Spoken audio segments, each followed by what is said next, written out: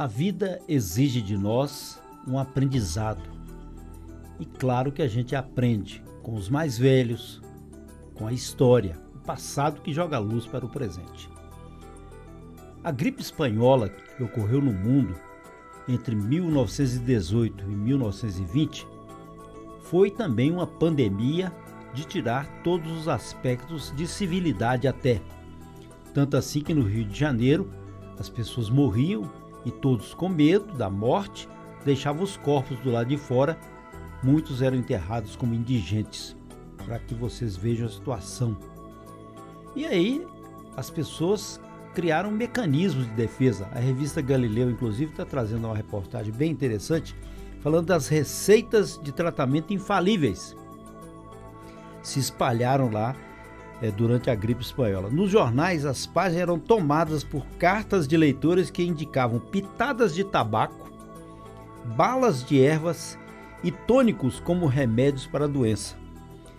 E tinha outra recomendação, que era queimar alfazema ou incenso para limpar o ar. Vejam vocês.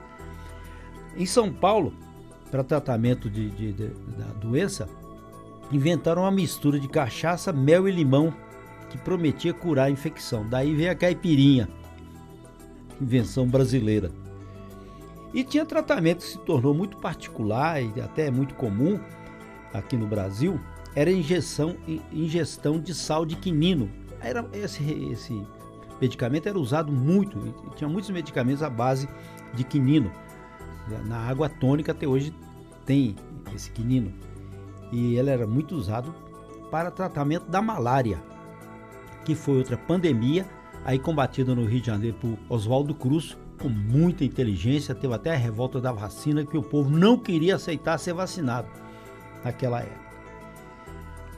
Mas aí veio a presença de Carlos Chagas, que foi chamado pelo presidente Venceslau Braz para comandar uma luta contra a gripe espanhola. E o que aconteceu lá, segundo a reportagem e segundo os documentos? Ele liderou a campanha de combate à doença, mas sempre com base em pesquisas científicas.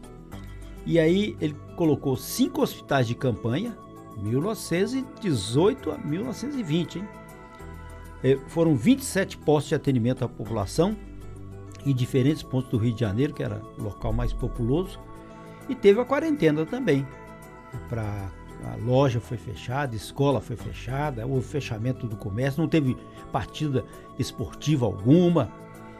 E aí os relatos dos cidadãos da época mostrando o medo das pessoas. O Carlos Chagas foi o grande descobridor da doença de Chagas. Ele mapeou a doença em La Sance, no norte de Minas. Por pouco não ganhou o prêmio Nobel de Medicina, de Ciência. Por pouco mesmo, o Brasil não tem nenhum prêmio Nobel. Vejam vocês que esse passado poderia nos ensinar. Mas o que a gente está vendo é um utilitarismo, um egoísmo, um individualismo, e as pessoas, até mesmo em alguns pontos, essas pessoas estão se tornando animais, estão animalizando com agressões, manutenção de festas fora da lei, fazendo tudo aquilo contrário que é a defesa do isolamento social, que é a principal vacina de combate à pandemia do coronavírus. Se a gente não aprendeu com o passado, esse presente, onde tem muito mais tecnologia, muito mais informação, muito mais ciência, não está adiantando nada, porque as pessoas são da mesma maneira, estão agindo dessa mesma maneira egoística. Isso é muito triste.